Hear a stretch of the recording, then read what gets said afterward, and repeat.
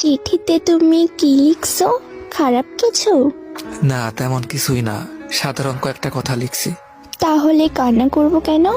তুমি তো একটা পাগলি, অল্পতে কান্না করে ফেলো, তাই বলছি। আচ্ছা যাই হোক, রেহানা, তুমি কি জানো আমার সবচেয়ে বেশি মন খারাপ কখন হয়? কখন? তোমার চোখের পানি দেখলে। খারাপ কিছু যে কান্না করব?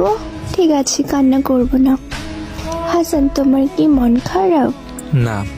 আচ্ছা, একটা কথা বলবো, শুনবা? আচ্ছা শুনবো, বলো। আজ শেষবারের মতো সেই গানটা শোনাবা? শেষবার বলতেছো কেন? এরপর থেকে আমি আর শুনতে চাইবো না, তাই। কেন?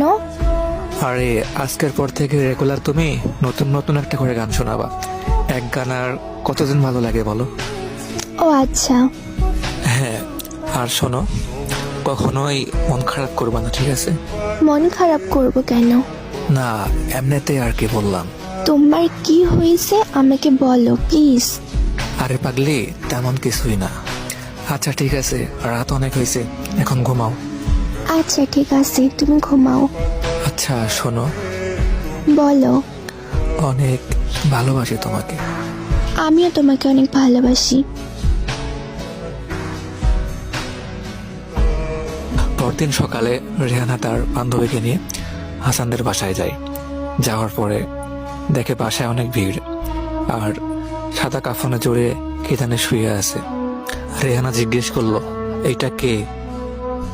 একটু পরে পাশ থেকে কে যেন উত্তর দিল, এটা হাসান, ও আর এই পৃথিবীতে নেই। এইটা শোনার পর রেহানা একটা চিৎকার দিয়ে ওইখানে জ্ঞান হারিয়ে ফেলে। টানা 3 ঘন্টা পর রেহানার জ্ঞান ফিরে সে আর কোনো কিছু না ভেবে ডাইরেক্ট হাসানের রুমে চলে যায়।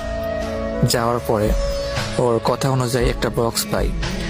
বক্সটা খোলার পরে ওখানে একটা চিঠি পাই। চিঠিটা পাওয়া মাত্র চিঠিটা খুলে পড়া শুরু করে। চিঠিতে লেখা ছিল, রেহানা, আমি জানি তুমি কান্না করতেছো, কান্না করো না প্লিজ। আচ্ছা রেহানা, তোমার কি মনে আছে তুমি একটা শাড়ি পছন্দ করছিলা? তোমার কি মনে আছে, লাল রঙের? তখন আমার কাছে টাকা ছিল না, সেই জন্য ওই সময় আমি কিনে দিতে পারি নাই। শাড়িটার দাম ছিল 2050 টাকা। তখন আমার কাছে টাকা না থাকায় কিনতে পারি নাই। বাট কাল যখন আমার কাছে টাকা আসলো, হাতে টাকা পাইলাম, তখন তোমার সেই শাড়িটির কথা মনে পড়লো। কিন্তু যে দোকানে শাড়িটি পছন্দ করছিলাম, সেই দোকানে অনেক খোঁজাখুঁজির পরেও শাড়িটি পেলাম না। পুরো মার্কেট খুঁজে অনেক কষ্টে সেই শাড়িটি পাইছি। পাওয়ার পরে দেখো, ওটা তোমার জন্য